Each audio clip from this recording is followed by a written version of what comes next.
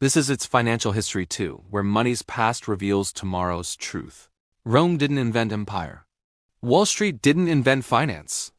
A forgotten civilization did, 2,500 years before any of them existed.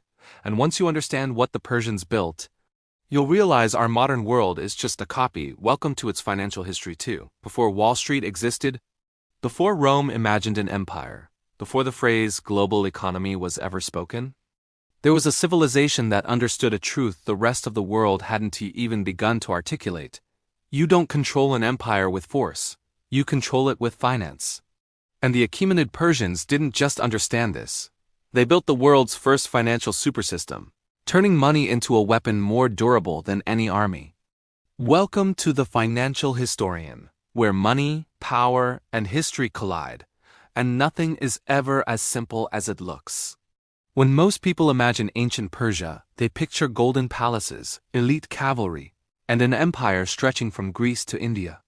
But beneath the military and marble was the true engine of Persian power, a financial architecture so advanced that modern governments are still copying it today.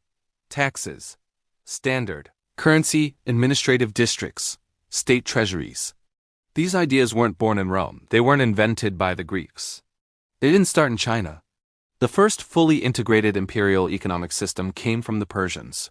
The problem that could have broken an empire. To understand how, we have to go back to the mid-6th century BCE to Cyrus the Great. Cyrus built the largest empire humanity had ever seen. 40% of the world's population lived under his rule. But empires that grow fast break even faster. Every region had its own systems. Different currencies, inconsistent taxes, separate weights and measures, incompatible trade rules. Cyrus managed through tolerance and charisma, but even he couldn't turn chaos into coherence. By the time his successors took over, the cracks were widening. Tax corruption, disappearing tribute, rebellious governors, and no way to coordinate resources across thousands of kilometers. The empire needed more than warriors, it needed structure.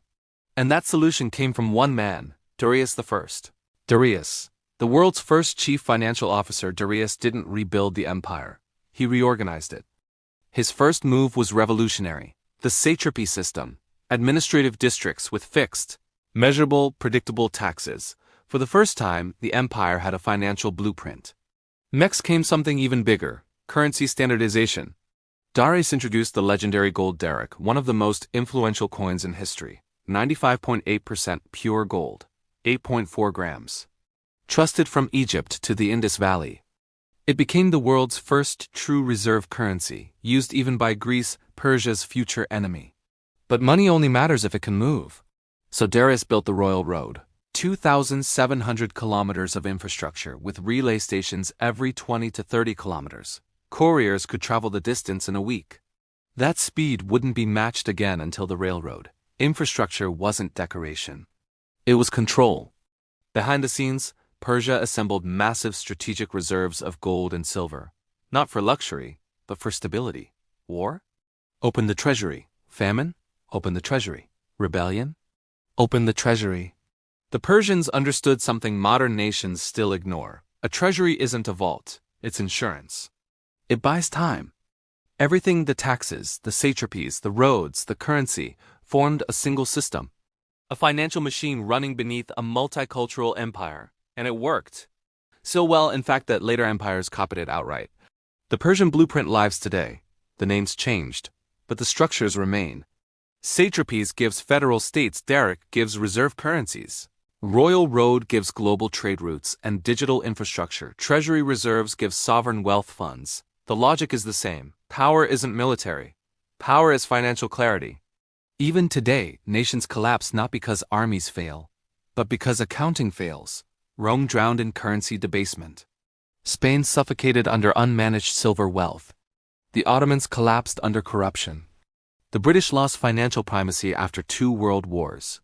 Every empire breaks for the same reason. The balance sheet collapses long before the borders do, and today, the pattern returns. Modern governments run deficits the Persians would consider madness. Debt grows not for emergencies, but for short-term politics. Infrastructure decays. Currencies wobble. Inflation quietly eats the middle class.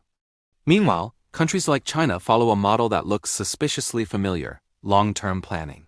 Strategic reserves, infrastructure as leverage. Centralized control over currency. Whether you admire or dislike it, the blueprint is Persian. Because the Achaemenids understood a principle the modern world keeps forgetting. You cannot project power unless you can pay for it. You cannot pay for it unless your system is disciplined. The final lesson, Persia's fall, proves it. Even the best system collapses when leadership stops respecting its own rules. Corruption returned. Satraps gained independence. Treasury discipline eroded. By the time Alexander arrived, Persia wasn't defeated by genius. It was defeated by its own neglect. Empires don't die from invasion. Empires die from internal financial decay. What it means for us, the Achaemenids discovered principles that still govern the world. Measure what matters.